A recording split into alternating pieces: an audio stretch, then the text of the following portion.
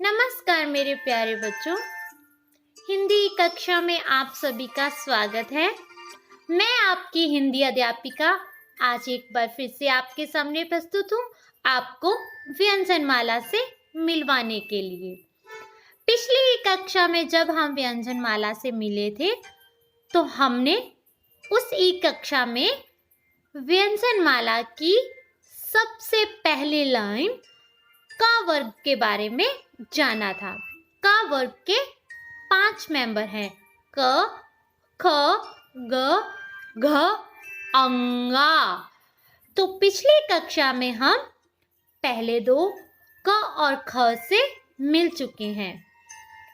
पहली कक्षा में हमने 2 लेटर्स कर लिए थे और आज की कक्षा में हम क और ख के बाद आने वाले जो हमारे 3 फैमिली मेंबर्स रह गए हैं उनके बारे में पढ़ना लिखना सीखेंगे। क वर्ग का 3rd लेटर है जी से ग। इसको बोलते समय आवाज गले से निकल रही है। ग से गाजर, गमला, गुड़िया और गर्दन। जब हम जी के साथ एच मिला देते हैं तो जी बन जाता है घ। हमारे काव्य का 4th लेटर घ से घड़ी, घर, घड़ा और हमारा 5th लेटर है अंगा जो कि खाली होता है। इससे कोई भी वर्ड स्टार्ट नहीं होता है। इसी के साथ अब हम ग, घ और अंगा की फॉर्मेशन सीखते हैं कि इनको कैसे लिखते हैं। तो बच्चों, ग बनाने के लिए हम सबसे पहले एक सीधी लाइन लेंगे जो कि सेंटर से थोड़ा नीचे आएगी। उसके बाद सेकंड स्टेप में हम इसको लेफ्ट साइड पर एक छोटी सी तिरछी लाइन देंगे। थर्ड में हमने उस तिरछी लाइन को अंदर की तरफ ले जाते हुए सीधी रेखा के साथ मिला देना है। 4th स्टेप में हमने इसके साथ एक और स्टैंडिंग लाइन लेनी है जो कि बॉटम लाइन को आकर टच करेगी।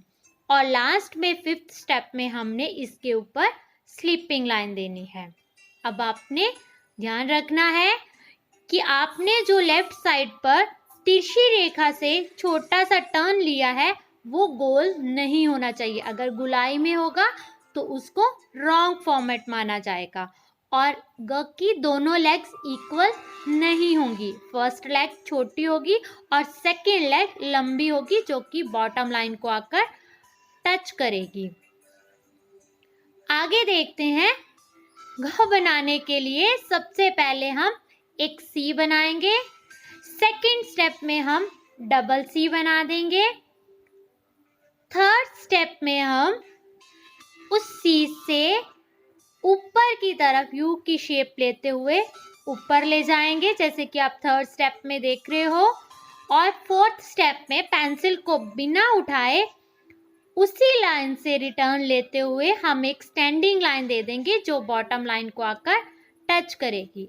इसके बाद इसके ऊपर स्लीपिंग लाइन देंगे। इसमें ध्यान रखना है कि आपकी सेकंड सी बॉटम लाइन को टच नहीं करेगी और ना ही दोनों सी का सेंटर है वो स्टैंडिंग लाइन को टच करेगा। इसमें फर्स्ट वाली फॉर्मेशन बिल्कुल सही है। उसके बाद अंगा बनाने के लिए सबसे पहले हम एक छोटी सी लाइन लेंगे। सेकेंड स्टेप में हम इंग्लिश का लेटर बनाएंगे कैपिटल एस जो बॉटम लाइन को टच करेगा। थर्ड में हम इसको थोड़ा सा ऊपर ले जाएंगे और फोर्थ स्टेप में हम जो एस की सबसे ऊपर वाला पार्ट है उसके बिल्कुल सामने एक डॉट देकर स्लीपिंग लाइन दे देंगे। इसमें ध्यान रखना है जैसे मैंने आपको ब्लू कलर के एरो से बताया है कि इसका डॉट इसके बिल्कुल सामने होगा। अगर आप डॉट को नीचे या थोड़ा बिल्कुल डाउन कर दोगे तो वो रॉन्ग फॉर्मेट माना जाएगा। बच्चे रिवीजन के तौर पर एक बार क और ख को फिर से बनाना सीखते हैं। क बनाने के लिए सबसे पहले स्टैंडिंग लाइन जो बॉटम लाइन को टच करेगी, सेंटर में पेंसिल रखकर स्टैंडिंग लाइन की लेफ्ट साइड पे बैलून की शेप, पेंसिल को बिना उठाए स्टैंडिंग लाइन की राइट साइड पर गए और थोड़ा सा ऊपर जाते हुए एक हुक बना दी जिसको नीचे लेके आना है और हवा में ओपन छोड़ देना है और लास्ट में हमने इसके ऊपर स्लीपिंग लाइन देनी है क। इसी तरह ख बनाने के लिए मैंने आपको बताया था सेंटर तक एक कर्व बनाना है जिसको अंदर की तरफ आपने गोल टर्न देना है। उसी कर्व से रिटर्न लेते हुए स्लांटिंग लाइन में आपने नीचे आ जाना है और बॉटम लाइन को टच कर देना है। बॉटम लाइन को टच करते हुए यू की शेप देते हुए हमने फिर से ऊपर चले जाना है और पेंसिल को बिना उठाए उसी लाइन से रिटर्न लेते हुए स्टैंडिंग लाइन देते हुए हमने नीचे आना है और उस स्टैंडिंग लाइन को बॉटम लाइन से टच कर देना है। इस प्लेस पर हम पेंसिल को उठाएंगे और स्टैंडिंग लाइन की लेफ्ट साइड पर रखकर इंग्लिश का लेटर बनाएंगे सी और ऊपर देंगे स्लीपिंग लाइन। के से के एच से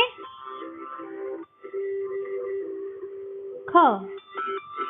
चलिए बच्चों एक बार फिर से क टू अंगा की फॉर्मेशन देखते हैं।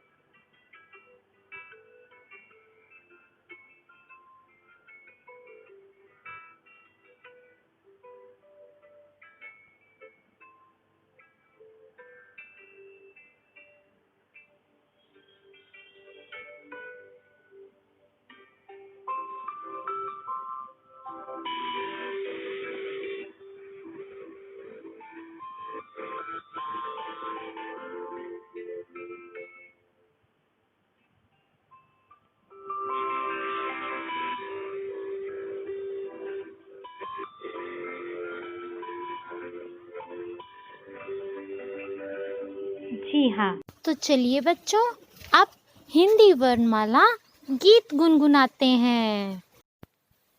का कमल है सुंदर फूल, खा खाने में पड़े न दूर, गा गमले में ढालो पानी, घर की मम्मी रानी, अंगा खाली दे दो ताली। तो बच्चों आज की कक्षा में हमने व्यंजनमाला की सबसे पहली लाइन का वर्ग का टू अंगा तक सीखा है। आशा करती हूँ कि आप घर पर इसका लिखित तथा मौखिक अभ्यास करेंगे क्योंकि जितना आप रिटन प्रैक्टिस करोगे, रीडिंग करोगे, आप उतना ही सुंदर लिखना एवं बोलना सीख जाओगे। तो अवश्य प्रैक्टिस कीजिएगा रिटन में और रीडिंग में भी। धन्यवाद।